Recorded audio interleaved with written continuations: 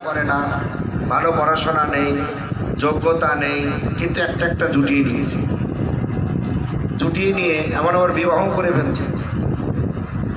তাই বলছে একবার কলকাতাতে ভক্তি কুমোদ সন্ত গোস্বামী মহারাজের কাছে একটা মা আর একটা মেয়ে, যুবতী মেয়ে আর তার মা এসে মহারাজকে বলছে, মহারাজ, এরকম কথা চলছে কথার মধ্যে, মহারাজ আশীর্বাদ করেন, ঘরে কুমারী মেয়ে যদি বিয়ে হয়ে যায় জলদি জলদি ভালোই হয়। মহারাজ বলল সবার মধ্যে, উনি জোরে জোরে বললেন, মহারাজ জোরে জোরে বলছেন, বলছে আমি আশীর্বাদ অবশ্যই করব, তোমার কুমারী মেয়ের বিয়ে হয়ে যাবে। তোমার মেয়ে যদি নিজে বলে যে আমি কুমারী, তাহলে আমি আশীর্বাদ করব। সঙ্গে সঙ্গে মা মানে মেয়েটা মায়ের হাত ধরে প্রণাম করে চুপি চুপি ঘর থেকে বেরিয়ে চলে গেল। তাই বলছে এটাকে বলে অধর্ম। কুমারী কিন্তু কুমারিত্ব নাই, কুমার কিন্তু ব্রহ্মচারী না। বিবাহ হয়েছে, পরস্ত্রী গমন, পরপুরুষ গমন, এইগুলোকে অধর্ম। তাই বলছে এটাকে বলে স্ত্রী একে বলে এক কথাতে অসৎ সঙ্গ। 3 নম্বরটা। 4 নম্বরটা হচ্ছে হিংসা, মানে হত্যা করা। যাহারা অন্যান্য জীবগুলোকে হত্যা করে খেয়ে নেয় তারাও ধর্মের লোক।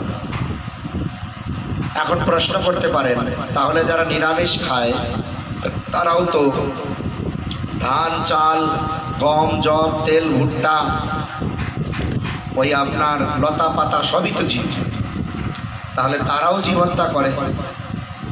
বলেছে জীবর্ষ সনাতন। এই সংসারে প্রত্যেকটি জীব কোনো না কোনো জীবকে খেয়ে জীবন ধারণ করবে। মানুষকে ভগবান তার স্বভাব দিয়েছে মানুষ তৃণভোজী, লতা পাতা শস্য খেয়ে জীবন ধারণ করবে। কিন্তু মানুষকে ভগবান বুদ্ধি দিয়েছে, যদি মানুষ তার স্বভাবের মধ্যে লতা পাতাও খায় তার অপরাধ হবে, তার পাপ হবে। তাই বলেছে ওই লতা পাতা খেলেও তাহা যদি ভগবানকে নিবেদন করে তাহলে ওই লতা পাতা উদ্ধার হয়ে যাবে, সঙ্গে সঙ্গে মানুষ তার স্বভাবের মধ্যে প্রসাদ পেতে পারে। তাই যারা প্রসাদ বাদে যদি লতা পাতা নিরামিষও খায় তারাও জীব হত্যা করছে।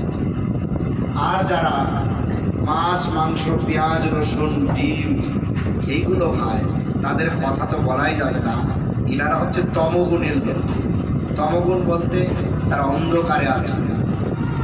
অন্ধকারে থাকা ব্যক্তি শুদ্ধ অশুদ্ধতা নির্ণয় করতে পারে না। এইভাবে 4th নাম্বার হলো, 5 নাম্বার হচ্ছে অহংকার, অর্থাৎ সুবর্ণ অর্থে সম্পদ, সম্পদ অর্থে অহংকার। সম্পদ থেকে অহংকারের জন্ম হয়। ভগবানের দেওয়া সব থেকে বড় সম্পদ কি? আমাদের এই শরীর।